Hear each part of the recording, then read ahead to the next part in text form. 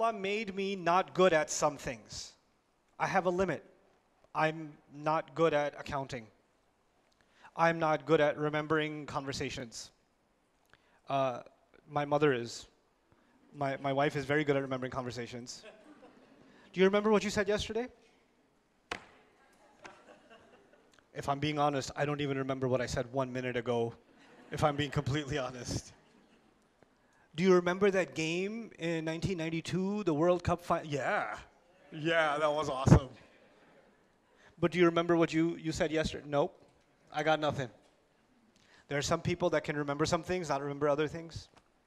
I'm good at creativity, not good at management. This is the thing.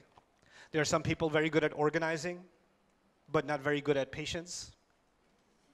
Right? Happens? Usually organized people, very impatient people. It's the thing. All right? Because they see any chaos around them, they're like, you know. So here's the thing. Yes, I have free will, I have choice, but I have intellectual limits, I have capability limits, I have physical limits. There's a limit to my height, there's a limit to my strength, there's a limit to my physical ability, there's a limit to my economic mobility, right? There's a physical bodily limit, and that limit is a jibillah. You know, there's a saying in Old English, you can't grow out of your skin.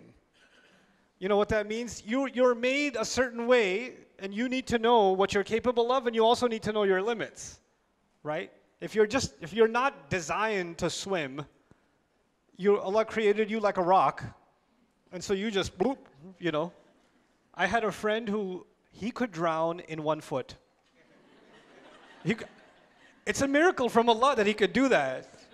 We went to this place. He went on a slide. It was a kid slide. It was a slide. You could stand up on it, your knees won't even be wet. And he's like, like, what? Allah didn't make you for that, right? So there's the limit placed within our genetic makeup.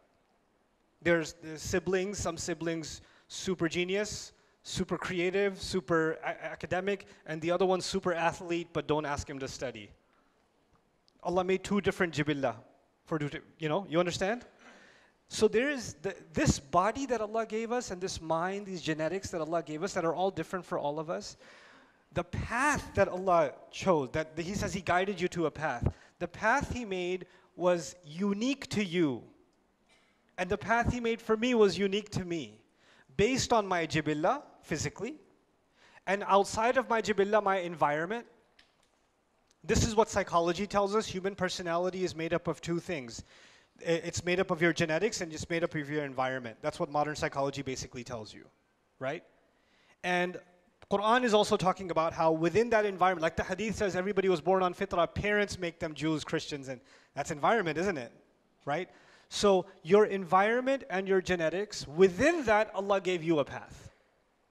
Now, a farmer who lives with his kids out on top of a mountain somewhere, and he has to choose the right path. His right path is a different one.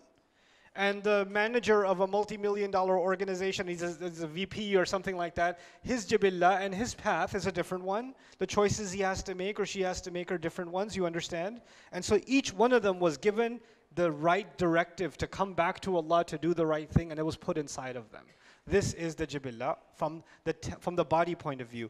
But then there's the grueling test and the ruh. The ruh itself, meaning there's my physical limits, but then there's my spiritual core inside. That spiritual core also exists inside me. It also has a voice. It also has a say. And it cannot be found in the study of psychology. It cannot be found in philosophy. You can't find it in those studies. But I know it exists because you just know it does.